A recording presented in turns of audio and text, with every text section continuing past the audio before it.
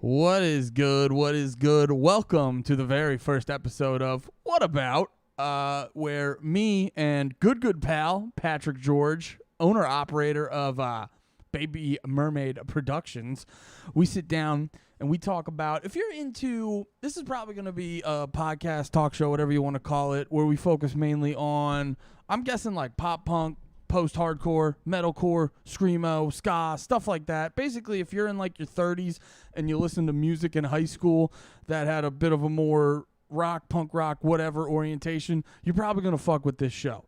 So that's what this is. Pat George, how you doing, my friend? I'm remembering to turn my microphone up. I'm doing well, buddy. I'm excited about doing the show. I'm excited about getting this off the ground, I guess. I just we did that one the stream not too long ago about an album that I chose, the NoFX album and everything like that, and So Long and Thanks for All the Shoes. Yeah. And I think we both had the realization kind of at the same time. I think we have that a lot, especially when we end up talking about like music and stuff like that, where we're like, this is like, if anything, it's fun. And I feel like it would be entertaining to watch. I feel like it'd be a cool thing. So like, I'm excited to like what the future holds, but Yeah. I'm really excited to dig in. And like, now that we actually have like some bones on it, get a nice structure, we can actually build a cool show around this. Yeah, I'm excited too, just because when I remember whenever we'd talk about music, I'd be like, oh sweet, Pat knows all the things I like. And I forget if I mentioned this before when we were hanging out, but I know I brought this up at one point to you. I was like, wait a minute, because I knew you like punk and all that stuff, and I'm like, wait a minute, let me see if he knows the screamo and stuff that I know. So I took a band that was like obscure, but if you were listening to screamo, you'd know. And I was like, Pat, how do you feel about Sky Eats Airplane? And you had like a four-part detailed text about how you felt about them, and I'm like, okay, yeah, we fuck with all the same things. Yeah. And it's one of those things of like it's a cool thing that like not only do we know the bands that we like each other like, but I feel like you're going to introduce me to some people, because like there was 2 albums. I don't know if you want me to give away. I don't remember. No, there's 2 artists that you wanted to cover in this first show, and you said, and one of them I was not familiar with at all. Really? So like there are some. I mean, like I'm familiar with, like I'm not like I know who the fuck Taking Back Sunday is, but like, do you know what I mean? Like I like when you're like, oh yeah, you know them, like. Didn't really ever listen to him. And like, I mean, like Dom, you know, my wife, she likes I think she fucks with him a little bit. She said actually it's really funny because I told her about the show, and she's like, I can't wait to fucking watch it. Like it's gonna be, because a lot of the stuff I feel like where we may not meet in the middle or something like that, where we may have some lag or whatever, I think she'll pick up the slack, because she likes basically, I think, everything we both like. There's very little that she doesn't fuck with. You know what I mean? Oh, okay, nice. Yeah, dude, I'm excited to get into this, because like I was telling you before, after doing the and I'll post this eventually, but after doing the thing where we talked about the NoFX album, yeah, it all was starting to click in. And I'm like, oh, Pat's like my other half when it comes to fucking talking about you're the dude I wish went to my high school, and I like you were the friend I wish I had, where it's like, do you listen to these guys? And you're like, I absolutely do, rather than who the fuck are they? So or like, oh, they suck or something like that, or even like that thing, because like there's a lot of times where like I think people can like treat you like your like preferences on like Spotify or some shit, where you're like, you may also like, and it's like I get personally insulted by that a lot of times, like where I'm just like, where the fuck do you get off, like, you know what I mean, like thinking that I'm gonna like that, or like I've thumbed this down before, I remember, you better not show this to me ever again. I remember not liking this whatsoever, so you better get your fucking shit together, you Swedish pussies. You fucking robots. Listen here, algorithm. No means no. So in this show, we're gonna basically, I think we're gonna start off slow. Do it. Was it bi-monthly? Whatever two a month is, bi-monthly. We're gonna start off like that. Basically, go back and forth each week. We'll each pick an album that the other one should check. We'll pick an album that means something to us, and then we'll have each of us check it out, and then we'll come back and talk about it. So. This week, because Pat had the last one, which is, I guess, the unofficial first episode, which I will post at some point in the future. Yeah. So Pat picked the first one, and now I decided I was going to pick the second one. So basically this one, and I'm trying to cleverly work this. We figured out a clever name, and you reached out to me, Andy, and not only about I'm initially doing the show, but then you were like, hey Pat, what about All Killer No Filler by Sum 41? Yeah, I wish I remember. Oh yeah, sorry. I listened to it. I was adjusting your levels, and then I was like, oh wait, he's not finishing that sentence. The first episode is working out all the kinks, guys. If you stick around till episode 3 or 4, you're gonna get rewarded with some top quality content.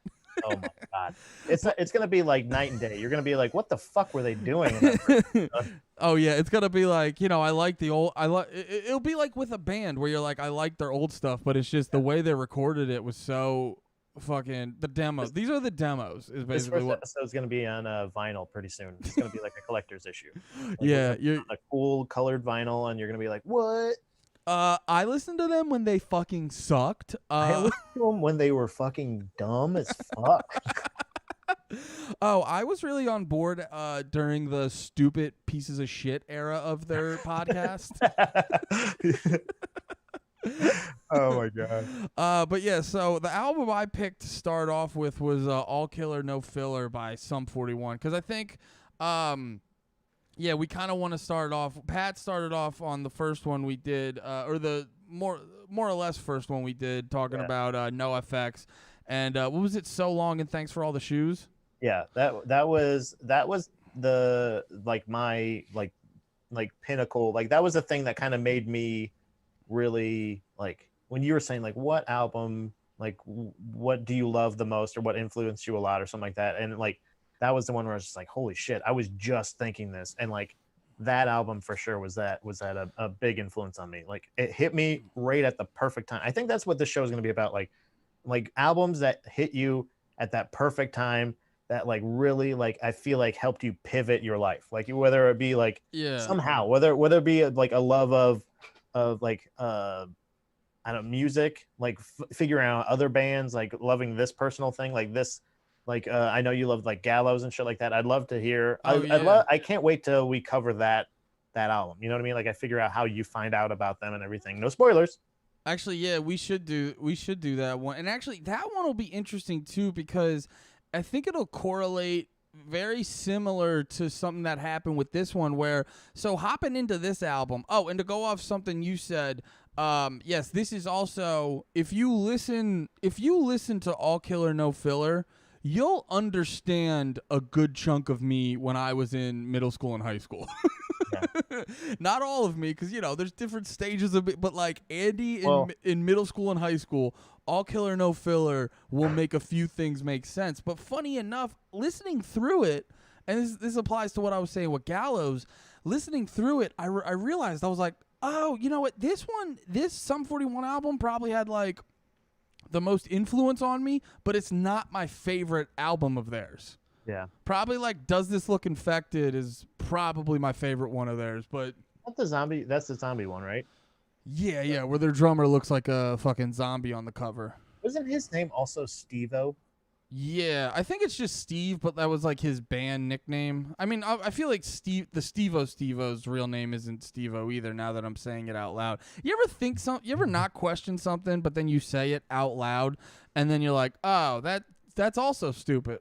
You're like, that. I don't think Bam Margera's name is really Bam. Yeah, exactly. I don't think that's his birth name. I don't think his mom named him Bam.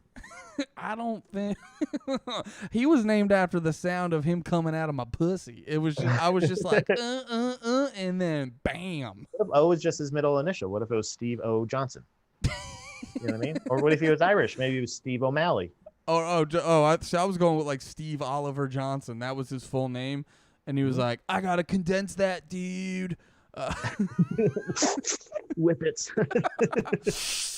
That name's too long.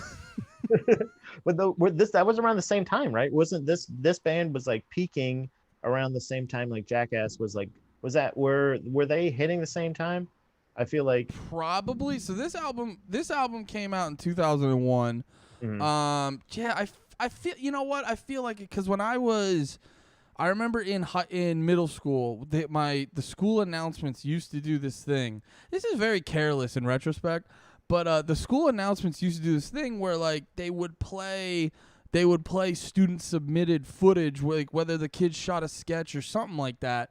And then like one day, cause like Jackass was popping off then, one day kids sent in like them making their own Jackass footage, and just because the teacher, like it was the fucking cool teacher, yeah. the cool teacher, the one that like asked for hugs from the girls, like you know, long hug. Yeah, the super cool teacher that had long hugs. Allegedly, right? This is sign language for allegedly, right? This is sign language for I didn't see anything, I only heard things, so legally I'm not going to be a useful witness on the stand. Dude, they took Joe Pa's statue down just because he heard rhythmic slapping. So remember that. I'll say this: if you hear rhythmic slapping, you round the corner to double check. Yeah, at least to say like I gotta see this, and also, there's gonna be evidence one day. I have to give this in. If you want to watch a documentary, just a complete right turn. If you want to watch a documentary that's a mind fuck, it's called like Happy Valley. It's all about like Penn State and all the Penn State shit, and you're just like, oh, it's like a light cult up there. You get fucking brainwashed into in football mode, dude. Yeah, they love that shit there, and they like took a lot of that stuff personally. A lot of students of Penn State, like obviously, but either way, like so sorry. You were talking about the long hugging teacher loved to have students send him videos. So go on. Were they pantsless? Did they have pants, or was like some for? He was like, this, yeah, sure, this is cool that you're flipping your onto your head off a razor scooter, but where's the music? Do you know what I mean? Are you just trying to get back into a music talk and not you're like, Andy, more music, less rhythmic slapping? No. I wanted to work it in. Like I wanted to make my own rhythmic slap right here. All right, let's keep it moving because I don't know how the fuck it got there. But yeah, no, it was because I remember in middle school trying to make like a Jackass style video for the morning announcements. Another sidebar, me and my friends spent a whole fucking Saturday making that video, and then we like fucking edited it together and this and that, and I'm like, all right, what's the email to the morning announcements? Let's send it in. And my buddy's like, we're not sending it in. I was like, what was the point of the whole fucking day? I remember that got me tight. Like you were like pissed off. Like, did you fight him or anything like that, or is that what was it about? Like, what were you the one doing all the stunts? Is that why you were like super pissed about it? No, I just put a lot of my heart into it. I wasn't doing a lot of the stunts. I was just like, we're gonna get on the announcements. We're gonna get all the glory. Like I have this video of you launching off a ramp and hurting yourself. We're gonna get all the glory, and he just didn't. He didn't want any of the glory, which fucking annoyed the shit out of me. Why? What's there? Isn't there like there's definitely, I know there's a saying for like bronze and brains and glory, guts and whatnot, but like for sure, why the fuck would you hurt yourself and film it if you weren't at least going to send it to somebody to watch? I don't know. That kid, does that live on YouTube or anything? No, I don't. Was it good, or were you being partial? What? Was it good, or were you being partial? Was it actually cool? I was excited about it. It was just imagine what my 8th grade standards were. Like we're talking about a Sum 41 album that formulated my personality. So just understand what my middle school standards are, and then we'll go from there. Okay, great. But anyway, back to this album. Let's try. This is perfect. I feel like this needs to be part of it though, because it's a part of like where the fuck were you at that time? Yeah, like, good point. Because like this is stuff like you were saying a lot of like if you're our age or older, younger, whatever by a couple of years, this is a nostalgia podcast. You know what I mean? Like for real too. And like the fact that you brought up Jackass, like if you go back to some of the old Sum 41 shit, like before this album, Half Hour of Power, which is so crazy to think like that's technically 90s music, because like All Killer No Filler comes out 01, like May 2001. So I'm guessing like Half Hour Power was like 99. So it's right. Like it's so funny to think it's technically. It's funny you said that they're technically a 90s band, because there's so many times you were saying like this is not necessarily even my favorite. Like if I were to have to pick a Sum 41 album that's like my favorite, it's definitely not my favorite. But like there's like they can pull off this weird thing, like, and I think they do it throughout. They have this really consistent thing of like they can sound like fucking Oasis. You know what I mean? Like yeah, almost like where I'm like, what the fuck is this? Like there was one on I think it's Chuck. I think that's one where like there's one where it's like it almost sounds like that. Today we're gonna bring you back. Remember that one? Yeah. Like I hope we don't get pulled off YouTube because it was too fucking perfect. Yeah, hold on. Do you want me to hit it again? Hold on.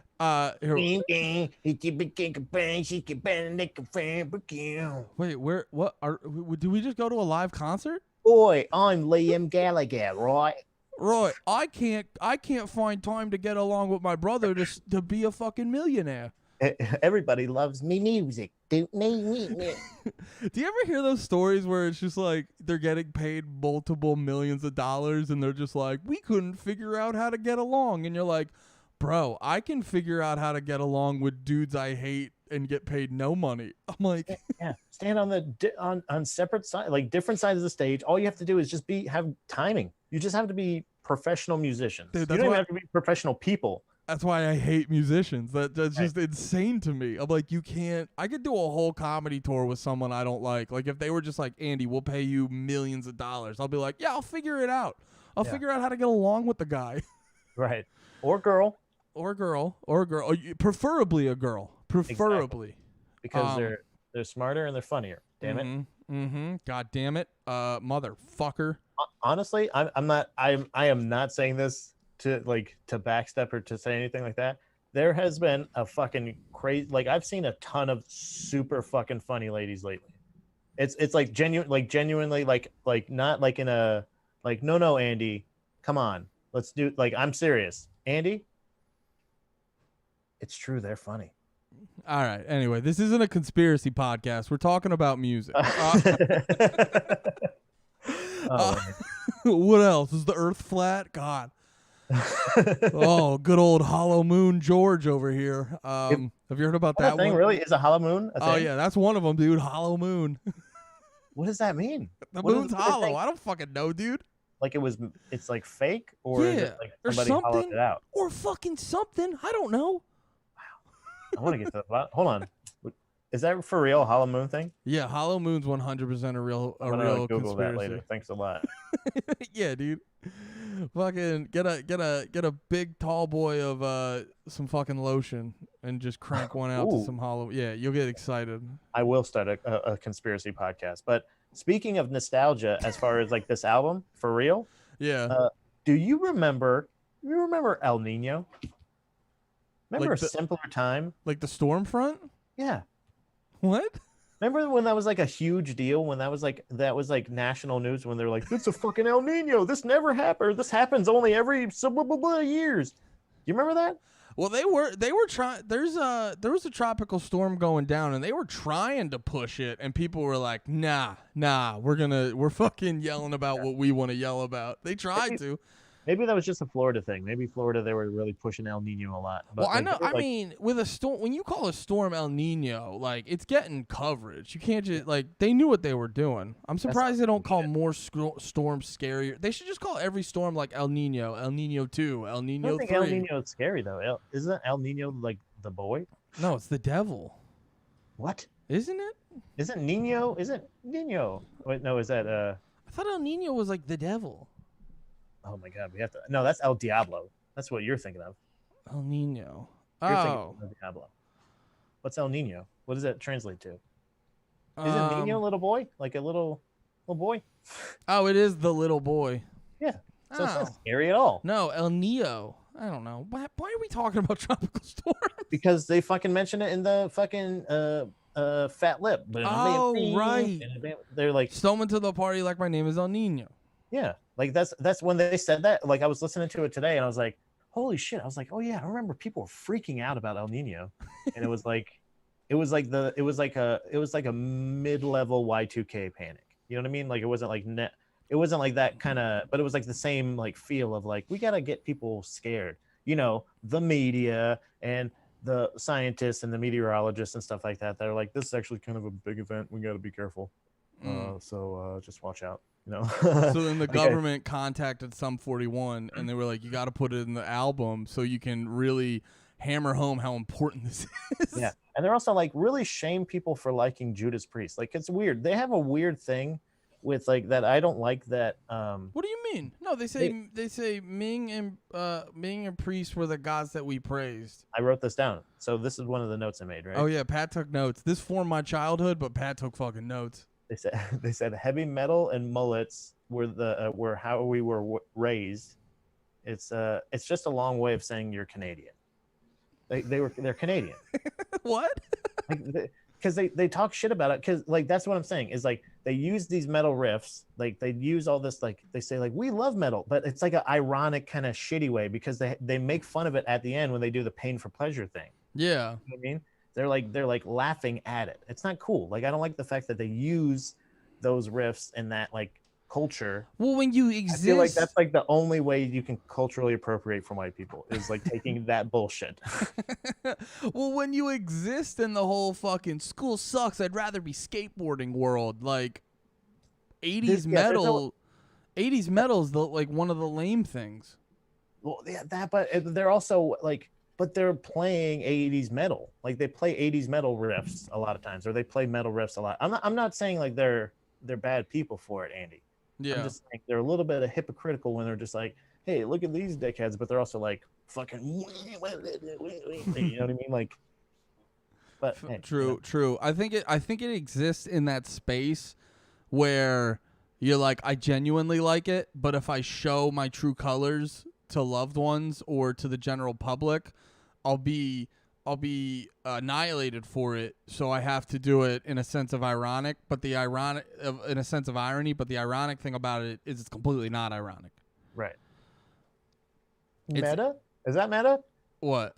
Is that all that shit? What you just said? Is that meta? Meta? Yeah. I don't know. Is that what meta means? I don't know. I think that got me high. Whatever I just said. I'm tripping. It has something to do with the mic. It's something that's coming through the airwaves here. I'm in space, brother. I don't know if you noticed this. I am in space right now, dude. You're fucking astro. We're going deep on Sum 41. I did some medicating, let me tell you, and I'm going deep.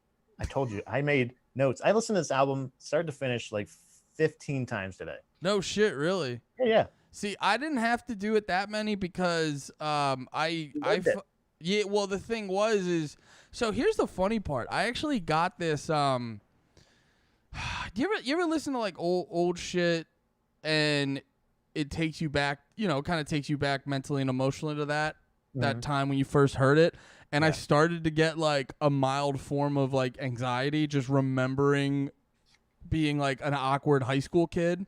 Yeah, or awkward middle school. You have anxiety and stuff like that, but you definitely suffered even from much less than from when I met you, but like I can't imagine you in high school, like with all the hormones and everything going on. So you must have been super anxious back then. Oh yeah, probably. Yeah. I think so. I don't know. It's hard. It's. I mean, high school is crazy for everyone, but yeah, yeah. Shit like was. High school? What? Like if thinking back, like right now, if like, did you like high school? Was it like a thing that you were like, was it fun or was it more of like the stuff you did outside of high school? I actually didn't, because I didn't have like, I did a lot of, I was in the marching band and then the indoor drum line throughout most of high school. So my social life, I didn't have a huge social life outside of high school. Really? but I was still very social. So it wasn't for a lack of like having friends or anything. I always had like a surprisingly large number of. Here's the thing. I had a surprisingly large number of like acquaintances, of like good acquaintances that fucked with me. Like my friends and my roommates in college used to make fun of me because we'd all go down to like. You'd take the walk down to the cafeteria to get dinner or whatever, and they'd all make bets how many people would say hi to me. Because but like none of it wasn't a lot of like close relationships. It was just a lot of people fucked with me because I was like the funny guy, and I was always outgoing and talkative, like, you know, afraid of silence. So I'm always constantly like making jokes and stuff. Worried anyone would dislike me. It's such a surprise I got into stand-up comedy. You know, worried people would like me. So I'm just like, but also hyper aware of being annoying, which not saying I wasn't annoying at times, but like always trying to find that balance of like, I need my attention, but also how do I not look too desperate? Right. But no, turn it into a profession. I professionally seek attention. Mm-hmm. I professionally seek attention and essentially beg for it. Like basically say, please, hey, and by the way, if you are watching this right now, click the like button. Please hit the click. Hold on, let me try to say it, and I burped like halfway through that. Please click the like button. What you just did was insane. I don't know what came out of your mouth. I said click the like button. But no, what Nordic? And I got off of what you were asking originally, but no, I actually just essentially if you liked high school or not, like if it was an anxious time, or if you liked it or didn't like it, really, like, because that's like if this brings you back to that time, like when. Like it that would matter if like what kind of mindset it would put you in listening to this. Well, like, so here's the thing, and I actually didn't realize this was going on until recently, but I was kind of like looking back at my parents, and my parents were not like helicopter parents, but like if they could do a thing, they would do the thing for me, but don't have an image of me being like a complete moron, and they're just like, I just imagine you in a baby seat getting spoon fed, going yeah, and then like wiping your chin, going you know, like no. But like that size, like your size right now. I mean, like, okay, I'm headed to work. But no, it was like thanks, mommy. Well, like perfect example. When I was going to college, when it came time to like get student loans, just one day my parents was like, "Oh, we got those for you," and I'm like, "What?"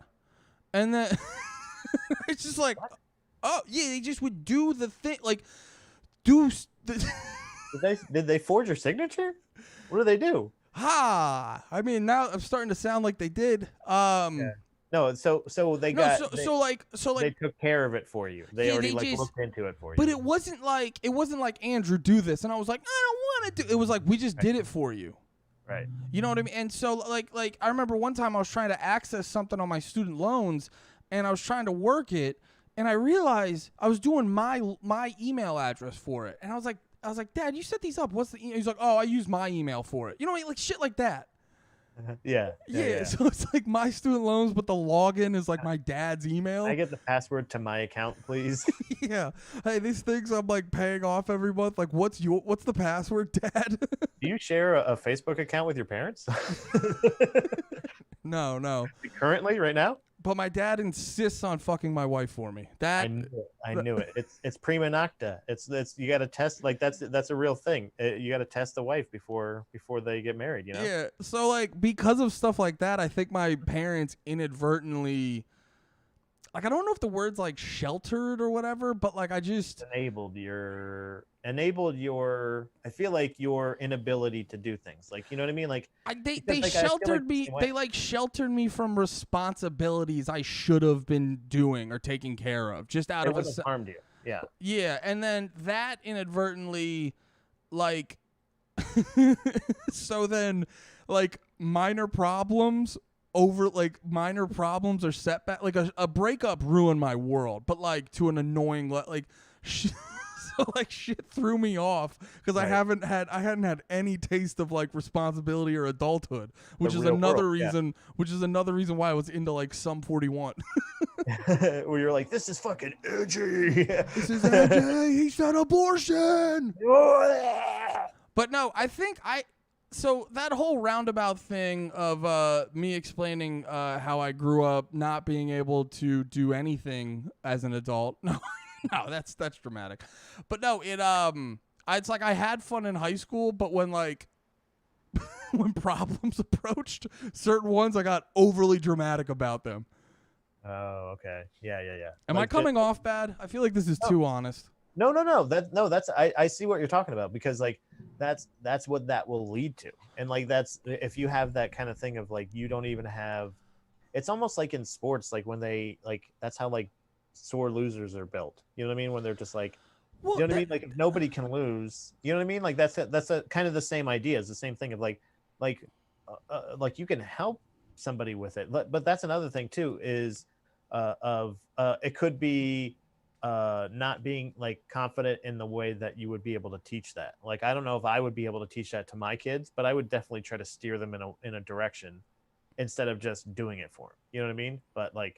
But I see how that can lead to what you're talking about. Yeah, and I also too, like I have a dad that deals with anxiety, and I think it's like because I experience it a lot of like when I'm at work, and if we get a new guy, and they're like, "Oh, can you?" Or girl. Sorry, but like, I do it every time. But no, if we get like a new dude at work, and they're like, "Andy, can you show him how to do this?" Half the time, I'm like really bad at telling people, so I get frustrated, and I was like, I'll just do it. You know what I mean? So it's like I get where they're coming from.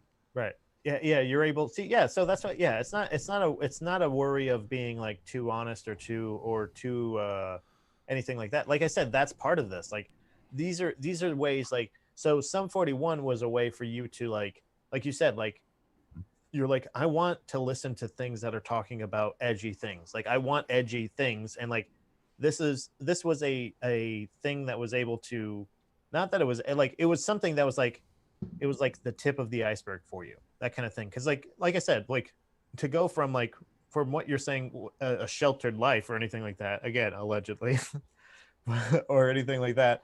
But like finding something like that, like you said, like talking about abortion, you're like, yeah, that's pretty cool. Like they have to bleep shit. You know what I mean? Like as far as anything that can sneak into your sheltered life, you're like, holy shit, this is pretty cool. Like I think that's what Marilyn Manson was for a lot, like for a whole generation. Yeah. Like, he was on fucking MTV. And when like kids are like, when the parents are like, yeah, you can watch MTV. MTV's cool. Go for it. Yeah. Cool kids watch MTV. Go for it, kiddo.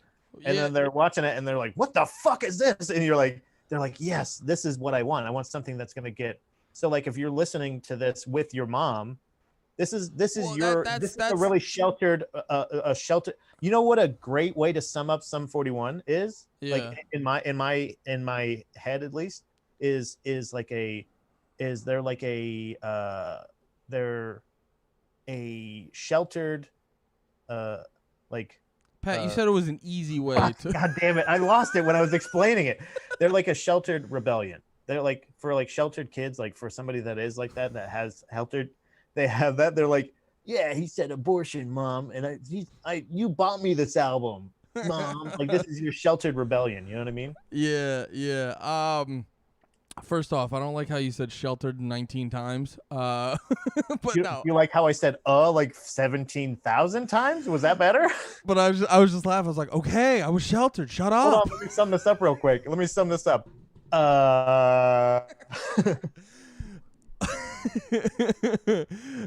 yeah. Space, bro.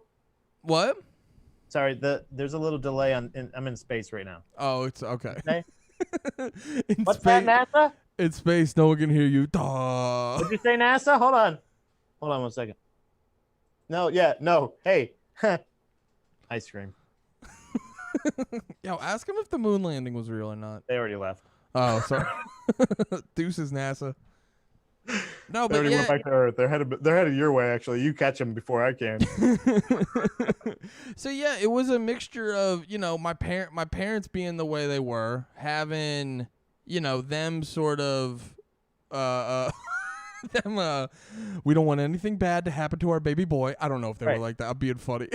But and also too, it's in 2001. That's when I'm in like 4th grade, I think. Yeah, I think I'm in like 4th or 5th grade. Yeah, no, I was like starting middle school. Okay. I hadn't really. Here's the other thing too. So it's not even necessarily the quote unquote allegedly sheltered upbringing. Allegedly, right. Don't forget, I'm a cool pop punker. So hey, you were in a band. You're in a couple bands. Yeah, right? let's not. No, I'm kidding. Punk rocker over here, okay? Punk rocker. I'm getting self-conscious about the realities of my upbringing. But no. Oh, this is your journey, Andy. Thank you. Don't be ashamed. Don't be scared to share your journey. Eat, pray, fat lip. So I'm also too. What did I say? Yeah, I'm like starting middle school. My parents. Here's the other thing. So like I don't have a lot of exposure to culture. Like my parents are just when you think of just like. And I love my parents to death. I think they're the 2 fucking greatest people in the world. But when you think of like bland, middle class, like white family, like they're popping up, dude. Just fucking middle of the road, no nonsense, no frills. We're playing it safe, buckaroo. Fucking teen life, baby. Yeah, dude.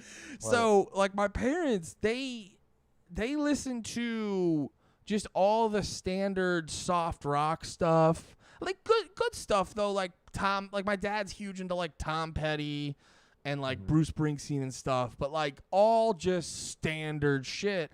And the only music I really remember listening to before stuff like this, bro, like fuck, I remember whatever Bon Jovi shit my dad listened to, which not hating on Bon Jovi. He's got some jams. He got some tunes that go, but there's still lame Bon Jovi. Like that's the thing. It's like it's weird because like there's cool Bon Jovi still, and there's lame Bon Jovi. Which one did your dad like? Was he like the first Living on the Prayer, or was he the first Bon Jovi song I remember is like bow bow, which I think that's still technically cool Bon Jovi. Yeah, but it's like once you get 3 times through a Bon Jovi song, you're like this does suck though. Yeah, like even everyone loves to do the fucking like life meme of overdoing the Living on the Prayer chorus. Yeah. But like after a couple listens, you're like, this song does suck though. Like at the end of the day. Yeah, it's cheesy. There's like a cheesiness to it that like if you're not embarrassed by that, that's cool. But it's also like I don't think I want to be like I would never wear a Bon Jovi. There's another thing, like I said, that's the thing with I feel like I get from Sum 41 is this like snide, like not in a punk way, like, but like a hipster way of like liking heavy metal shit, ironically, but then also like taking it and like and using it as their like to sound cool as shit. Like I feel like there's other what's the again I think Does This Look Infected, right? Yeah. That one does that. What's the big one? So am I still waiting? That's the one, right? Yeah. That's on that song, right? Or that album, right? Yeah. They like fucking that song fucking rips. I know we're talking about no filler. God damn it. See, that's what I can't remember the name. All Killer No Filler. Still waiting fucking goes. And you know what my favorite part about Still Waiting was, and this was kind of like a consistent thing that always made Sum 41 a little bit cooler to me, was like, so in Still Waiting they don't really curse. I don't think they do traditionally like saying fuck shit or whatever like that. They don't like curse like that, but what they do is like the first lyric they say drop dead a bullet to my head, your words are like a gun in hand. And if I remember watching that on like MTV, they would cut out like dead, and then like bullet to my head, they'd cut out part of that, and then when he said gun in hand, they'd cut. So, and then I got the album and I realized what he wasn't like cursing, and you're like, oh, they're editing out like his just general language is bad. So like that made it cooler. And that's what I'm saying. Yeah, like that's the thing is like when the mainstream becomes so much more sheltered, that kind of thing of this is not to bring up no effects again, but I guess this is same vein kind of thing, especially with Sum 41. But like, they had a separation of church and state. Yeah, that's kind of like that. Like I think we were talking about that. I think on that episode where like that's because that's the album. That's like my favorite NoFX album because it's like the first one I listened to. Out suicide, like they're talking about an issue that, like you're saying, this is an issue with teens, and they're like, yeah, we're talking about it. They're not saying like you should commit suicide. They just said the word. You're bleeping the word suicide or like something like that. Like that's and that's the kind of shit that I would go like. I think the same way, like of you kind of going like.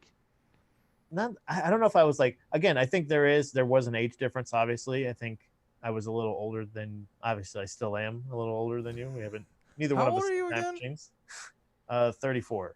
Oh, okay. So yeah, that's why we listen to mainly the same shit because we sit in the. We experience this album differently, like at different, because we were at different times in our life. Yeah.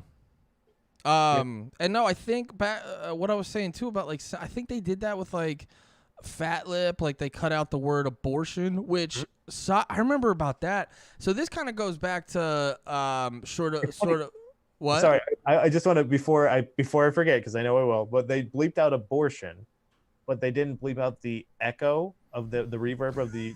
Do you remember? Yeah. It would go like, and the doctor said my mother should have had a. Abortion. And you just hear abortion. Fuck, I forgot about that. That's so funny. I remember thinking that was hilarious because I'm like, I still know what he's saying. He's saying you just took out you took out It's it. So having, like I was saying, my parents didn't listen. They didn't have like an eclectic music taste, and I think they kind of, and I still kind of do this now. Generally speaking in life, like.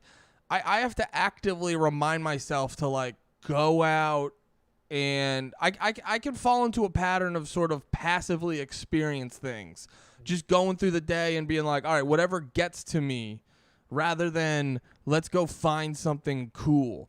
Yeah. And I think that's kind of what my parents did musically. And you know, I remember the most. Yeah, it just wasn't anything crazy. So when I'm getting to middle school and I'm hearing something like this, and you watch the music video, by the way, there's more songs on the album than Fat Lip. But yeah. if you watch the Fat Lip music video, like, you know, they're shaving a girl's head, and there's a part which in nowadays, especially with with nowadays, you know, especially with like Epstein and things like that in the news, there's the one part where you have like the young ass dude and like full grown adult women are like kissing him on the cheek. It's like, yeah, that's cool. Yeah. Yeah, in like the 2000s, that was fucking sick. Now you're like, I mean, still sick. If I was that kid, still sick. But those jail those women. But no. So like I'm seeing that, and I remember specifically, like I'm listening to the song. I hear like, I didn't know what fucking abortion meant. Yeah. And then they're saying that, and I was just like, oh, okay, whatever. And then I was like, did the doctor want you to have a medical surgery? And I remember we listened to that song with my mom was in the car, and she let me put on the song, and they got to that part, and she did the cliched shocked mother reaction of just like, what did they just say? Excuse me? Yeah, and you know, and even then, like, and then I had the cliched, like, fucking unexposed child reaction. I was like, wait, you don't like this? So this is fucking cool?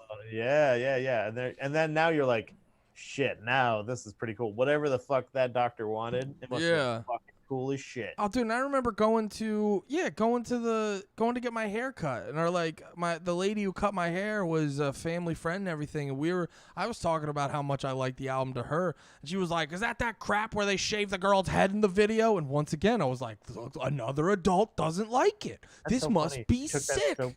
She's so personally, like, took that personally, like, as a hairdresser.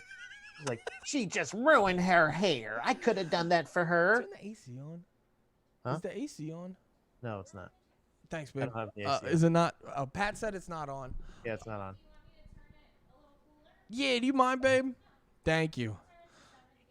You're the best. Sorry. As far as exposing you to things too, this is funny because, like you said, the album's not just Fat Lip and stuff like that. But Yeah. it's I think about there's a song on there, Never Wake Up.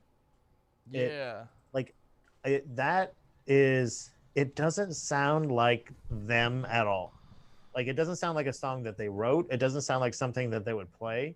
Like it's not it doesn't fit the album at all. Like it's such a weird thing, but it does expose you to a different kind of, like, you know, like you said, like this is pop punk or whatever, but that's like a different kind of like like a grittier, you know, like blast. Yeah. Well, like, that was always the cool thing about Sum 41 too, is they had their, you know, like that's what I liked about Offspring too. Was like they always had hits. They were always mainstream, but they always put in like fucking cool punk songs. Yeah. In their albums every once in a while. Sorry, I just wanted to. Yeah. No.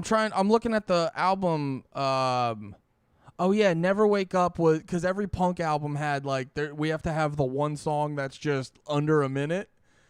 Yeah, and it's like the fucking blast beat, the like, because that's the thing, is like there's so much more, especially when they matured into the other albums and stuff like that. I feel like they even had that was something that did set them back as far as from other punk bands. Like they had the sense of humor shit, they had the cool, you know, riffs and shit like that. But that was the part. It was like the 80s, like the metal riffs that they added to it. Like they had more musicianship than something like Blink-182 or something like that. Like they sounded cooler. You actually noted their one guitarist, Dave, who was the if anyone remembers, like the old, he was the Indian dude, and he left. I remember when he left the band, and there was like a noticeable change in the sound of Sum 41. Right.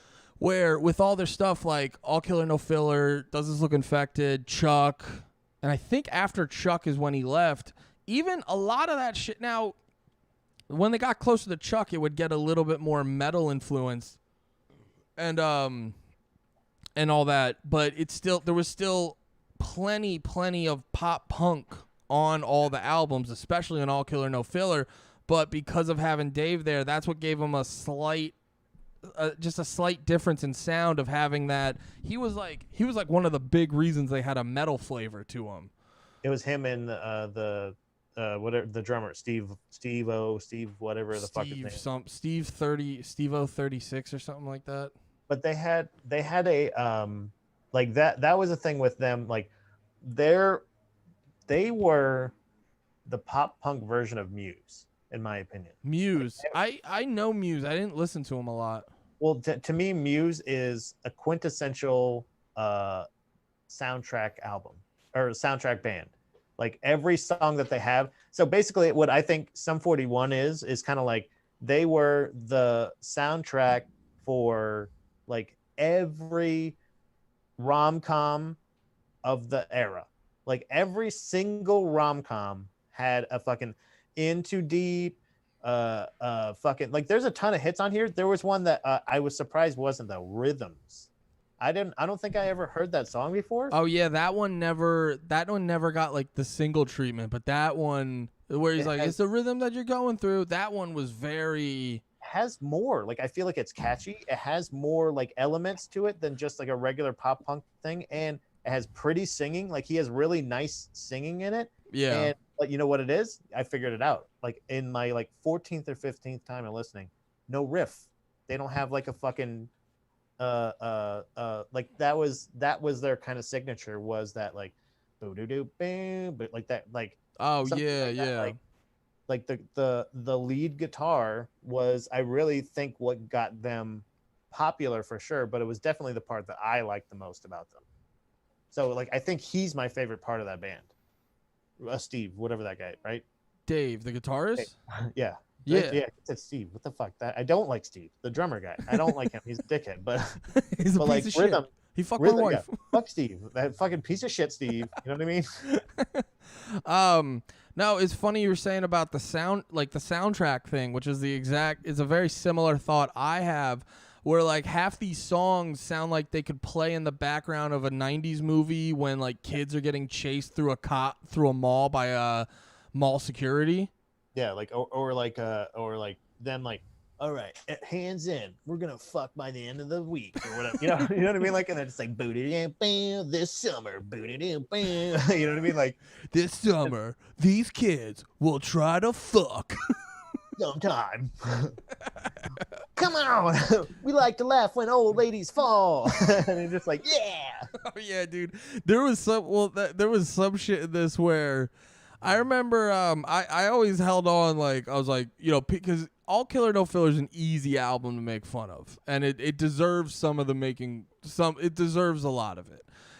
But like I always held on to, I was like, nah, but it's still fucking good. And But then I quickly adjusted that to like the music's great, but like I think that's more just, I think Fat Lip's more of the really polarizing song because, like you said, there's lines on there like we love to laugh when old people fall, and you're like, right. You're like, dude, that's something someone would say to make fun of pop punk music. Right. Yeah. Like it's and that's what I'm saying is like, so I don't know. Again, we were talking about before. It's unclear, at least to me. I do know that they were influenced or enjoy it in a way, but like I feel like everybody that they're singing to is like laughing at, not with, as far as like going like, if you actually like 80s metal and shit like that, they're like, but they didn't, they made fun of it, like I said, like with a lot of that stuff. Again, what is it, imitation is the sincerest form of flattery, yada yada yada. Yeah, but hey, it's still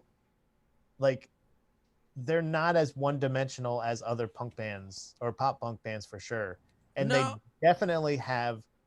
I just like it's the first album. Like that's the thing. This is their first major album, right? Because the other one, they had other albums, you said, but they weren't. But this is their first major, right? Yeah. No, they had Half Hour of Power, which is ironic name because this album clocks in at 32 minutes. But they had Half Hour. There's a hidden track, probably. Oh, okay. Maybe. They had Half Hour of Power, which was kind of like, I think it was probably like their self-release demo or whatever. Mm-hmm. So this is their first major album and stuff like that. So they have to have like, because I was thinking, and think about the other band. Like I don't know. Again, this is another thing. I'm gonna take a big swing here, and I'm gonna say a couple bands, but like there was around this time, like there's bands that I think that you like that were, I think, in my opinion, way more one-dimensional than this band. But like Newfound Glory, to me, fuck, what was the other one I just had? Not Blink-182. Well, Blink-182 actually, yeah, there wasn't really a lot.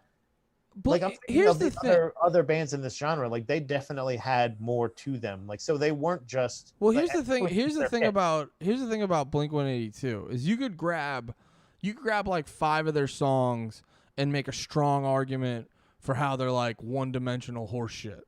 Right. Like What's My Age Again? It's a garbage song. Like at any point in your life, you're hearing that. Like, just like na na na na na na na na na. Like, or like First Date. Like I only like First Date because musically it's a fucking fun song to listen to. But like in the car, I just can't wait to pick. It's like lyrically it's horse shit. But like that, I almost in a weird way respect Blink for that because you heard some of their shit.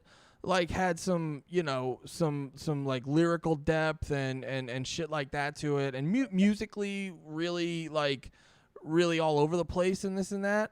Yeah. But they're all old ladies falling. Yeah. But they're also the reason I respect Blink-182 at the end of the day, they're like, yeah, we want big houses though, so we're gonna fight. We'll do a little bit of bullshit. Yeah. And well, that's there's not like it. If you're gonna try to find, there's not a ton of depth, I don't think. I mean, maybe there is, but like I don't know that there's nothing wrong with being like a pop punk hit machine. You know what I mean? They had a lot of singles off this album, or that I can even like I said, I also worked in a Hollywood video for some time and a Blockbuster video for some time, and like they definitely used In Too Deep a ton. But it wasn't that it was a bad song. It's just one of those things that I've heard it enough times where like after a while I'm like, fucking shut the fuck. But it's like, but it's a good song. Like it's a good song. It's a decent tune for like for a single, it's pretty good. It's definitely not my favorite song on the album, but it's a solid clearly we wrote this for the radio, but it also doesn't suck.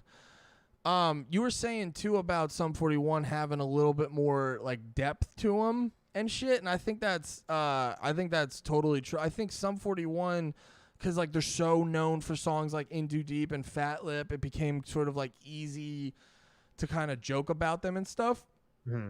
But yeah, if you listen to the stuff, like, and the way the guitars played off of each other, and then they did a similar thing. So the way the guitars played off each other, and also they did a thing. Do you ever listen to Real Big Fish? Yeah, like you know somewhat, yeah. You know the album Where You Want to Be, I Where Have You Been, or whatever it's called. Not off the like. I think I know more. Again, they're more of somebody that like I've heard their hits. I'm sure. Like, gotcha. So that album is like super happy sounding, but the lyrics are like make you want to kill yourself sad. And I think Sum 41 has a little bit of that on a lot of their songs, where they can get a little bit serious, and the lyrically they work with the music, but they don't match the exact tone of the music. So right. I think that can get sort of missed on people if they don't, listen to it as much as some other people and stuff. And then also too, if you go deeper into like, Does This Look Infected, and then Chuck and stuff, they kind of took a break when they were this also coincided with the height of their lead singer's alcoholism and shit. Yeah. But did you ever see that picture of his nose, dude? What do you mean? Oh, like, dude, Derek. Lots of pictures of his nose. He's always had a kind of a funky nose. Nah, dude. At the height of he has. Here, wait. What's his last name? I always say Webley, but it's not. Levine. What? Isn't he married to Avril Lavigne, or is that Nickelback? Nah. Yeah, Nickelback's on that now. Damn. Oh yeah, Webley. Oh, his first name's spelled goofy. That's what it is. Go on. Derek, right? Yeah, but it's Dryck. Oh, that's fucking punk as fuck. Well, they're Canada, dude. That's where you get some of the most purebred honks. Canadian, bro. Okay, so what happened to his nose? I mean, he at the height of his alcoholism, he just had like top-notch fucking boozer nose. I'm trying to find it. He had some. Anyway, he was like a clown nose, essentially. Yeah, it was crazy. Oh my god, dude, a drunk. Here, wait. Let me show you. How do I do the screen share? Here we go. Yeah, dude, just a drunk, washed up punk does not look great. Oh, he looks like a clown. Yeah. I mean, he's all good now and stuff. What happened to him? He was. I watched a video on it. He was just saying like, he just drank a bunch. He could fucking dude. He said he could like polish off a bottle of Jack in a night easy. Damn, that's a lot of sugar. That's why Schoolboy Q lost a bunch of weight. Yeah, because he was big into drinking lean, and when you drink lean, you mix it with Sprite. But he was. Nothing but sugar. But this is where Schoolboy Q's dumb, because he was just using normal Sprite the whole time, and he was like saying he was drinking like 2 to 4 liters a day of normal Sprite, and it's like, just get Sprite Zero. Yeah, get less Sprite, or get that, or hey, you know what? Use a tonic water every once in a while. Hey. Yeah, and he's just like, I don't know. When I'm high on codeine, I don't like have that diety aftertaste. Yeah, he's not really thinking about that really at that point. I think also the sugar helps with the like if it's like, because that's like a heroin high, right? Have you ever done it? I had it. Yeah, I had it for a little bit. What about we do lean? Hey, Andy, what about lean? What? Wait, you just that means we have to do it now. Ah, shit.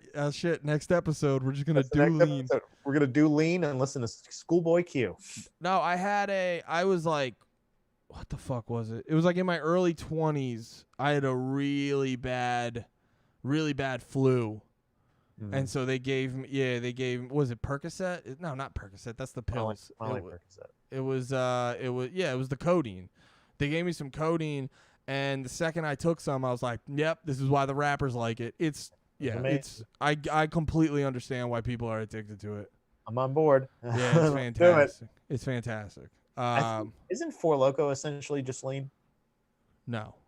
Are you sure? I think that's malt lean. No. Four Loko is, well, the old Four Loko. Now it's just like a shitty fucking fruity drink. You ever had Four Loko Zero? They call that no loco? Guys.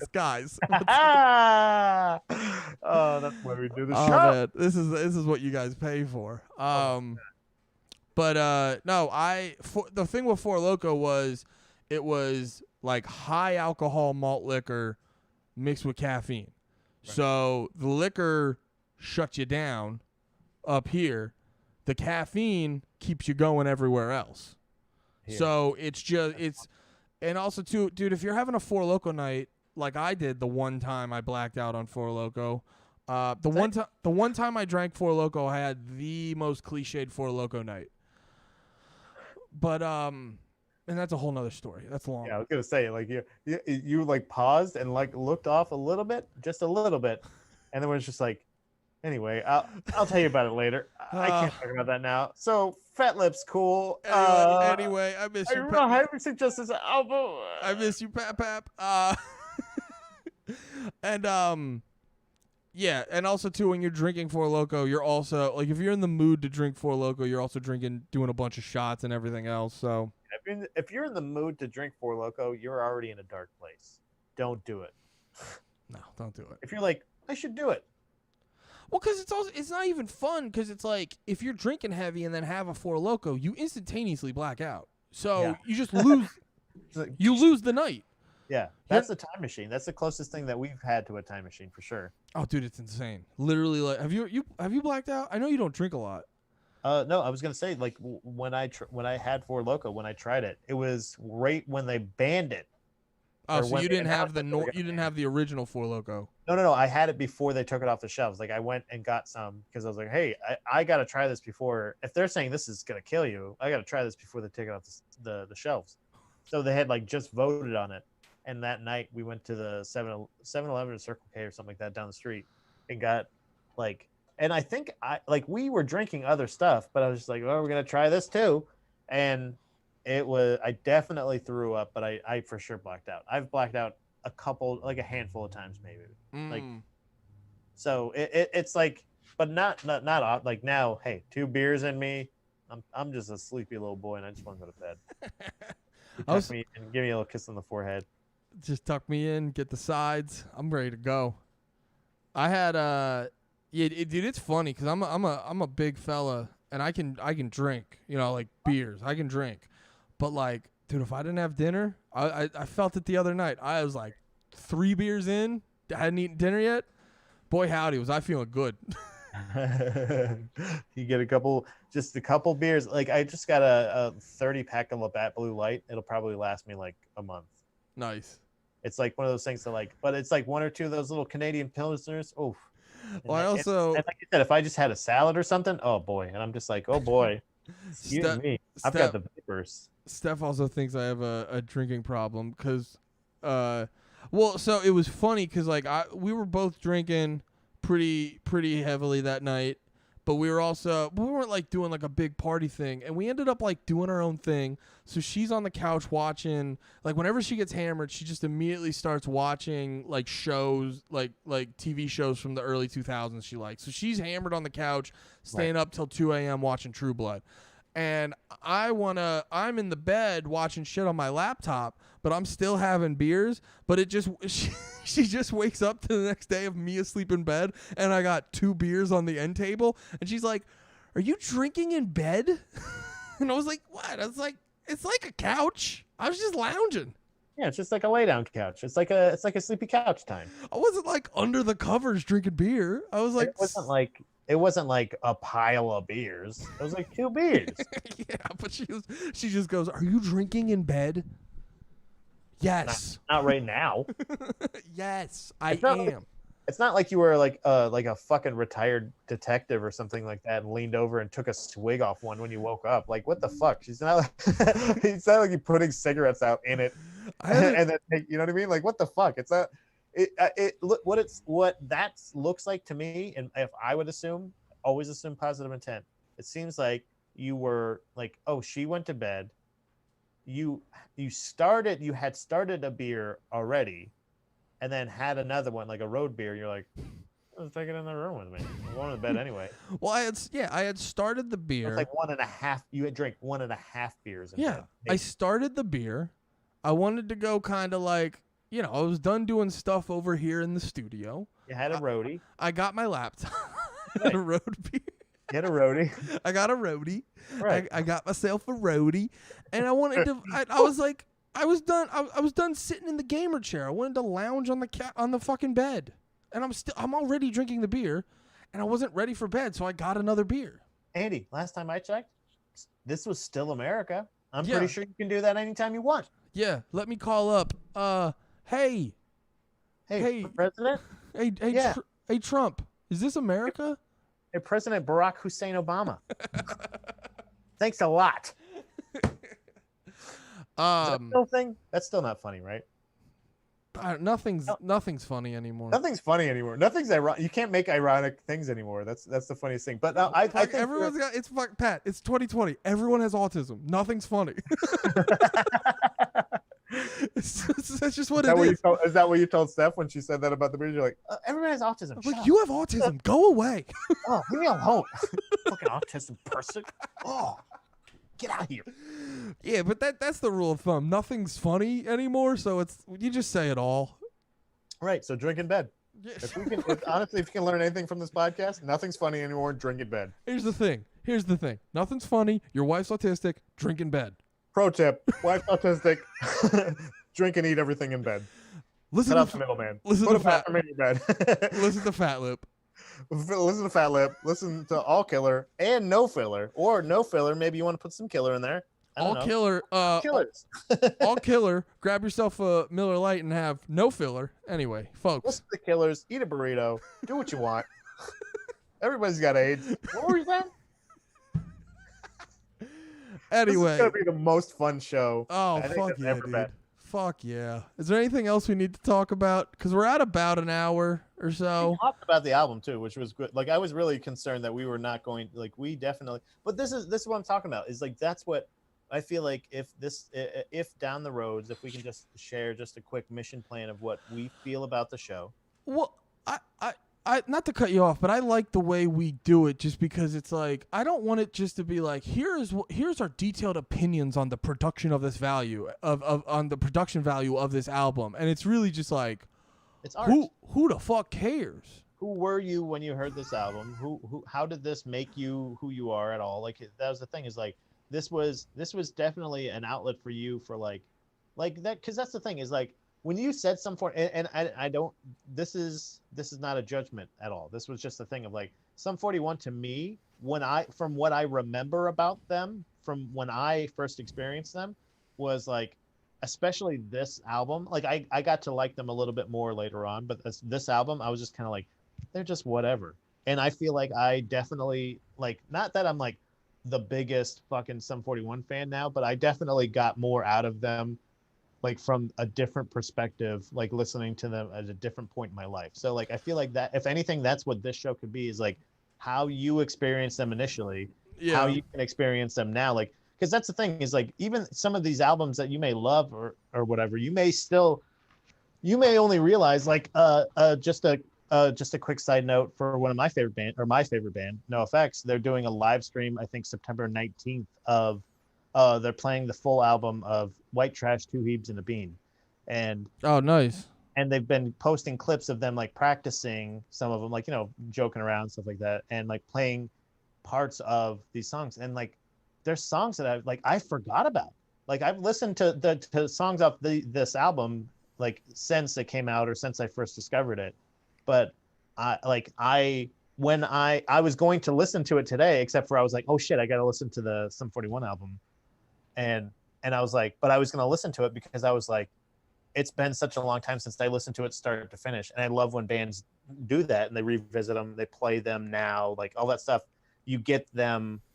I think you get a lot more out of listening to an entire album, and that's what I think I'm most excited about the show is what I'll get out of them from years later. Yeah, no, I'm excited. I'm excited to check out 2 albums that like you fuck with that I've never really gotten around to, because it's always it's like when an album comes out and you catch it right when it comes out and you kind of check it out in that moment, it's a different experience than, oh, you know what? I've never really listened to NoFX. Let me go check out their 1992 or whatever they were around, 98 album and see what that's like. It's a different experience. So like when there's purpose behind it, of, oh, I've been waiting for this album, or I got to tell Pat my opinion on it, so let me go check this album out. It's a whole different thing. Right. Yeah. And I think that's the thing I a lot of times don't really give a fuck about lyrics, but like when I do give a fuck about them, I really give a fuck about them, or they got through to me, or whatever it may be, or it was a perfect right time, right place, or whatever it may be. So I'm excited to find that too. Like later on, finding out certain things. Like I said, the Fat Lip thing was like, I remember going like, oh, is this like weird, like rappy thing? Was this like a weird, like when it first came out, I was like, this is kind of corny, but it sounds pretty cool. Like, you know what I mean? Like they sound pretty cool. And it's one of those things that and also, I don't think I realized how many hits I guess they did have. Well, and I think off this one album. I think the thing about Sum 41, like when you listen to them and especially listen to them lyrically, the thing about them is like you can find a bunch of their stuff that, yeah, like we said, we laugh when old people fall. Like it's corny. Like it comes off and it is corny, but you sense this this vibe of authenticity. They don't sound like, what do we got, because they were like one of the first bands to sort of start that, you know, out of the whole, because they're like, before them was Green Day, where it was like a lot more traditional punk oriented, and then this had a little bit more of a lighthearted, bouncy vibe. You know what I mean? I don't know. Like I guess Green Day had more. They were introductory pop punk. Like they were like I feel like the kind of thing of like, this is like, because like not that punk songs don't get stuck in your head, but a lot of times, like when you are singing, like if you think about like a catchy Misfits thing, you're like, oh, little angel fuck, you know what I mean? Like you're like, oh yeah, I can't sing this, but you can. Oh, you're like, yeah, I got something to say. What is that? I killed a baby today. I killed a baby.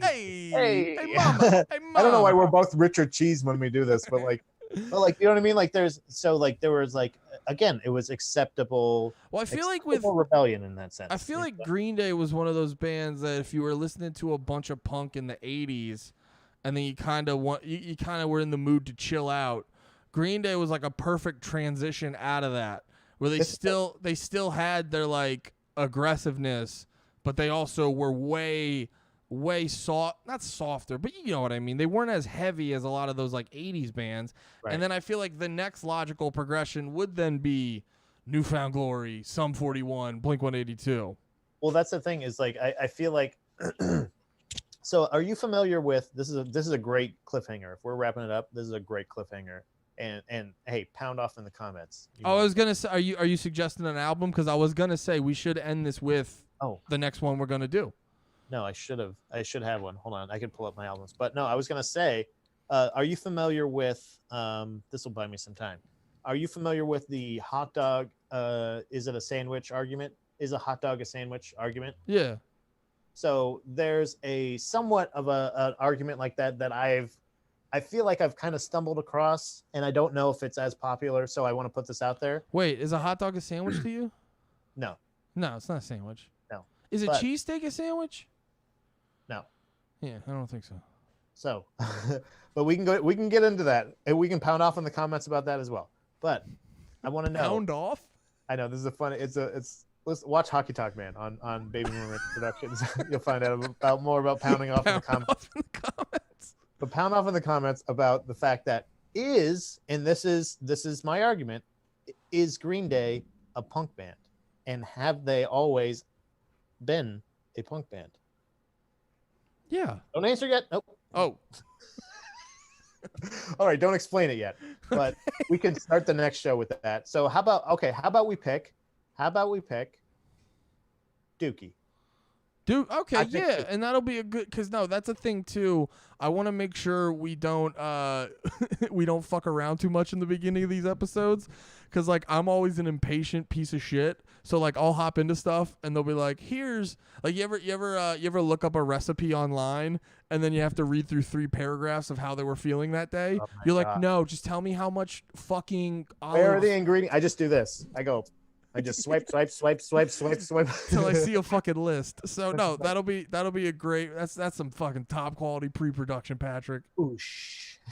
and that's intrigue too, because that's the thing is like if you really so we're gonna go over Dookie. Obviously, we're gonna talk about that because that was a huge album for me as far as like really discovering punk rock, like really discovering like punk rock, but it's become such a weird thing for me because since then I'm like I've had conversations with multiple people, and we'll go over it on the next show about the fact that like, is Green Day even a punk band at all? So it's gonna be I know I love that face I love that face because that's gonna be a great fucking episode. Well, no, this will Count be off on that goddamn comments. this will be good too. This will be good too because like I was the like quintessential fucking Green Day mark growing up. Do you know what mark means? Oh yeah, Yes, I do. you produce a wrestling podcast. You know what mark means. Balls count anywhere. But I was I was just the quintessential fucking Green Day mark. Like I remember I had, oh my God, I had a whole wall in my room devoted to like pictures of Green Day from magazines, like a little girl. And the only reason I took it down, is because I remember my girlfriend at the time was like, I remember I was telling her about it. Like I was like, she's gonna think this is fucking awesome, and she was like, really, you do? And then my brain did the calculation. I was like, I may not get pussy because of this. It came down. Wow, like one swipe. You just I sadly took it down and tried not to rip any of them. Was any of it like? So were you like a autograph guy too with them, or was it? I was. Here's the thing. I didn't have the money to like every time. Oh, we got this limited edition. Blah, blah, blah. I didn't have the money to do that. Right. But like as much as much as you could be a Green Day fan and not spend a shitload of money. Okay. So like I remember my one friend was always reading different music magazines, and I'd always asked to look through them, and if there was a Green Day thing in it, I'd like read the article, and then I didn't read. What am I talking about? You skimmed. I skimmed. Cut out the pictures. I cut out the prettiest of the pictures, and yeah, I was a crazy Green Day fan. Billy Joel Armstrong. What? Billy Joel Armstrong. I love that guy. He's great. Yeah, I wanted to fucking be him for a good while when I was in high school. Yeah. But here's the thing: I hopped onto Green Day at Nimrod. Okay. So, like I was saying about NoFX, and I was also saying before, I'm not the guy. I fall into those patterns of like I just fucking. Because I remember I found out about Green Day, or we can get more into this, but I didn't onto the next episode. But I didn't. I retroactively listened to Dookie, so I didn't have that probably like emotional initial listening to Dookie that I was told it was a great thing. And I always have this thing, by the way, if everyone's telling me it's a great thing, like if it's just agreed upon by everyone that it's great, my brain goes like, all right, well, you guys already figured out if that's good or not. I don't have to check that out right away. Yeah, it'll be there the whole time. That was me with The Sopranos. Like, it's already decided. Like, okay, it's not going anywhere. I can just buy The Sopranos anytime I want and just watch the entire thing. And if it's great, then I'll love it. And if it's not, then I'll be like, you're all dummies. You wasted your time. Exactly. You guys already decided it was good. This will be here whenever I need it. Right. And that's the thing. And this is the best way to leave this too. That not only did you retroactively listen to it, and not saying that I was there, like I don't think I was like first in line to buy it at the store. Like I was still a child when I did, but I do believe the first copy of Dookie I ever owned was the cassette. Really? Believe so. just because it was cheaper. So I think it might have been bought at a flea market. I can't remember. I'm going to try to drum that up before the next week. I thought you were going to tell me it was you just got tricked by a homeless man. You're like, you want to buy some dookie? you like music, little kid? You want to buy my dookie? Like, yeah. Like, I love Green Day. All right, guys. This has been awesome. Hell yeah. I'm Andy. This is Pat. Check us out. We'll put the links down below. Until next time. What about you? Tell your friends about it. What about Building 7?